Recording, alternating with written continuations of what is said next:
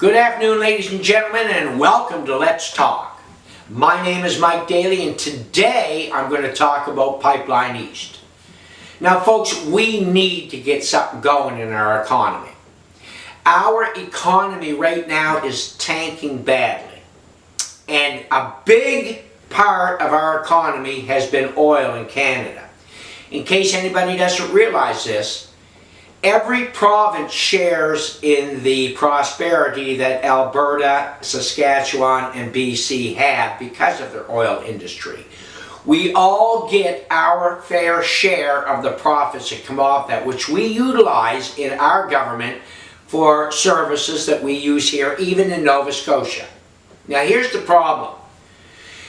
We cannot get rid of oil. It's not going away. Like everybody else, I am pro-alternative energy. Years ago, I was talking about windmills. I have friends of mine that have showed me their systems, and I've looked into windmills and solar panels and everything as alternative energies. And the one thing I did discover, although it's a great idea, and hopefully it is a big part of our future, right now it does not sustain what we need. And here's what we're doing to ourselves.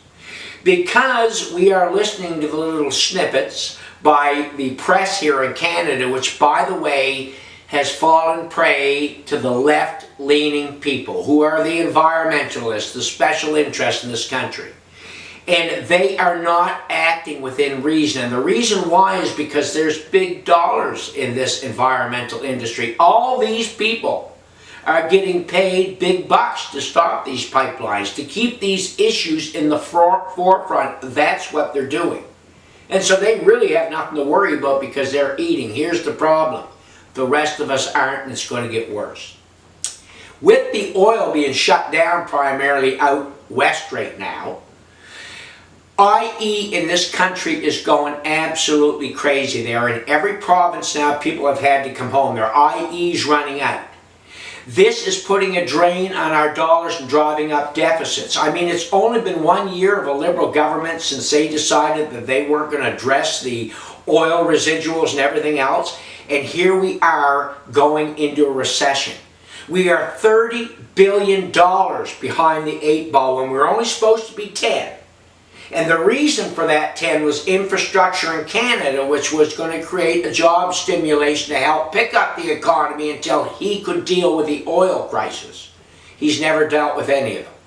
Our only hope right now, because we have allowed other countries to come in and buy our oil rights, is to figure out a way to find new markets. We are losing market share worldwide because we signed a free trade agreement and we haven't really been proactive in developing new markets. Like the Americans and their natural gas have built thousands and thousands and thousands of miles of pipeline. They're now shipping natural gas and oil and other of the things all through Europe. They are developing markets.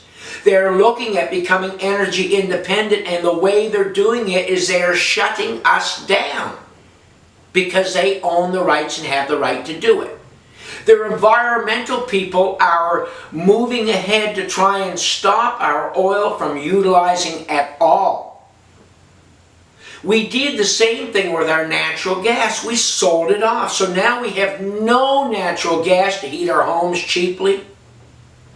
The power companies have a monopoly in this country and are raping us month after month as their charges and costs for power go up.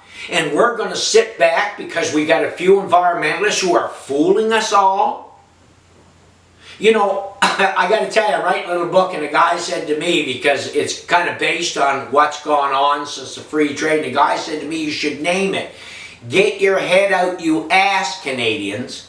But I don't want to do that because although I'm a Canadian, I know Canadians will jump all over me like they did with Stephen Harper, because he made a speech in Halifax years ago and he said, quote unquote, Maritimers have got to get up and go to work hard and build their economy back. And of course, it turned into calling us all lazy, and everybody started hating Harper, and of course the Harper government was doomed in Atlantic Canada from the word go. So what do we do as Canadians? We decide that we are going to put a government in that is anti-oil. And because it's anti-oil, nothing's been done with oil. Now all these people sitting in your government, they're having a great life. I mean, Trudeau's now in New York, before that China, he's been all over. I mean, something like 11 countries in the last 9 months. And oh, everybody's saying, he's doing that to help us, to renegotiate deals. Well, he's a putz. Nobody listens to him because he has no knowledge, and every time he opens up his mouth, he reaffirms the fact that he's an untalented man that was put up there because he's a pretty boy.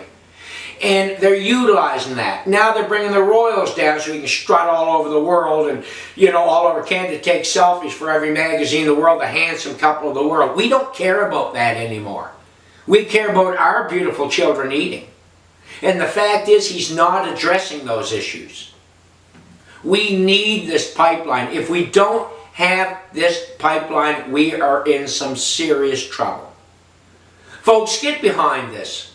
I'm not out here being a cynic about it. I'm being a realist about it.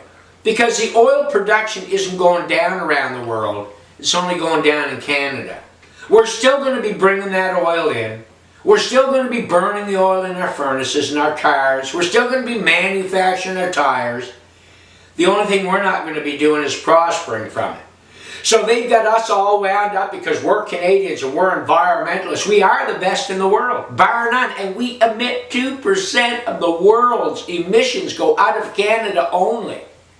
0.08% of that comes from our oil industry. No other country can claim the environmental success in oil production that Canada can. And what kind of bothers me about this is when our hockey players, who are paid millions of dollars, are the best in the world, we praise them. But our oil people, our engineers, our consultants, the people who developed this environmental genius to extract oil, are being punished for being the best in the world. And we as Canadians have got to stand up. It's about jobs. It's like there's no way in the world you're going to balance your budget at your home by cutting out food, heat, lights, and sitting there in the dark and starving. And that's what they're asking us to do because that is our biggest employer in this country.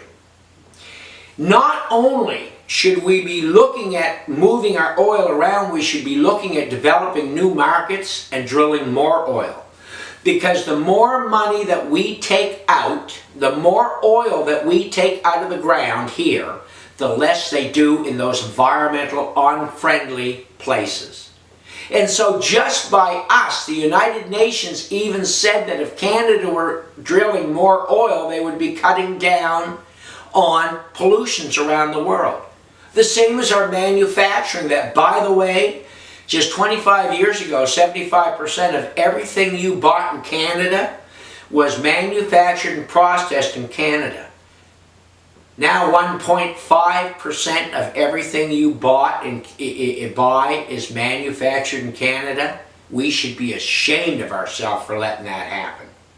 And the time has come that we as a country, as a group of people even out east here, stand up and say, we need these jobs. We need to have a way to feed our families, to pay our bills, to enjoy life while we're here. You know, you're dead a long time. Why should we have to sit here and struggle for years and then let every other country reap the benefits while we sit here and starve? It doesn't make sense. It shouldn't be. And we have all got to stand up and say to our elected people, you fix this. Because it's a mess and it has to be corrected. Thank you very much. My name is Mike Daly, and look for my next vent. That's what I'm going to call it. Mike's Vent. See you later.